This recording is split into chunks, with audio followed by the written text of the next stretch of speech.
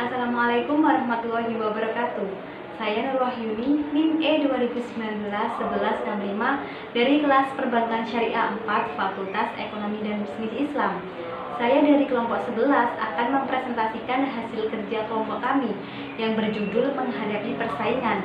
Saya sebagai pemateri yang pertama akan menjelaskan tentang poin A, yaitu kekuatan kompetitif atau keunggulan kompetitif.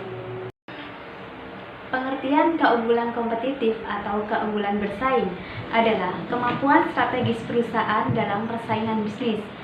Menurut Michael Porter, ahli strategi bisnis asal Amerika Serikat, keunggulan kompetitif ialah jantung dari kinerja perusahaan di tengah persaingan yang semakin kompetitif, serta bagaimana perusahaan mempraktikkan berbagai strategi supaya lebih maju. Pentingnya keunggulan kompetitif, yaitu untuk bisnis, keunggulan kompetitif adalah tujuan utama.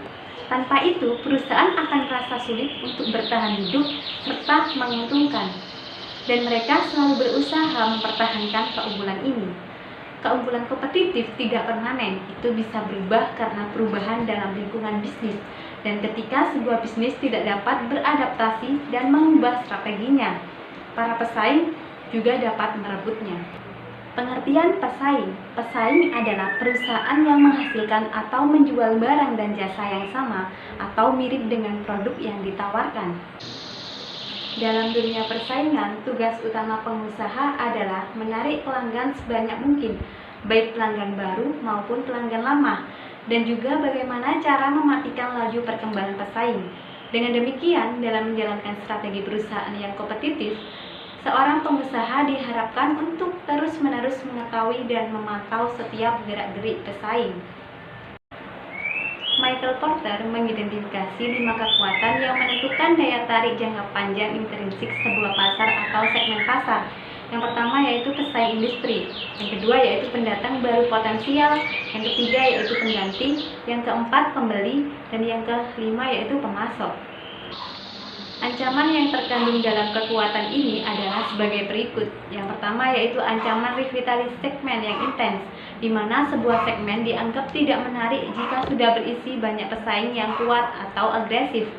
Kondisi ini akan menimbulkan perang harga, perang iklan, dan peluncuran produk baru yang cukup sering, serta akan membuat segmen menjadi segmen yang mahal untuk bersaing.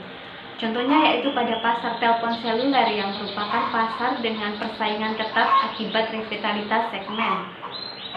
Yang kedua yaitu ancaman pendatang baru. Segmen paling menarik adalah segmen yang memiliki penghalang untuk masuk tinggi dan penghalang untuk keluar yang rendah. Hanya sedikit perusahaan baru yang dapat memasuki industri ini, dan perusahaan yang kinerjanya buruk dapat keluar dengan mudah. Yang ketiga, ada ancaman produk pengganti.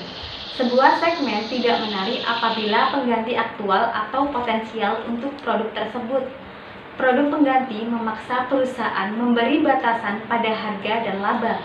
Jika kemajuan teknologi atau persaingan meningkat dalam industri produk pengganti ini, harga dan laba akan menjadi turun. Yang keempat, ancaman daya tawar pembeli yang semakin besar. Sebuah segmen tidak menarik jika pembeli memiliki daya tawar yang kuat atau semakin besar. Daya tawar pembeli tumbuh ketika mereka menjadi lebih terorganisasi atau terkonsentrasi, ketika produk memiliki bagian yang signifikan dari biaya pembeli. Yang kelima, ancaman daya tawar pemasok yang semakin besar. Sebuah segmen menjadi tidak menarik jika pemasok perusahaan mampu meningkatkan harga atau mengurangi jumlah barang yang dipasok. Baik, terima kasih penjelasan dari saya. Kurang lebihnya saya mohon maaf. Semoga bermanfaat. Terima kasih. Wassalamualaikum warahmatullahi wabarakatuh.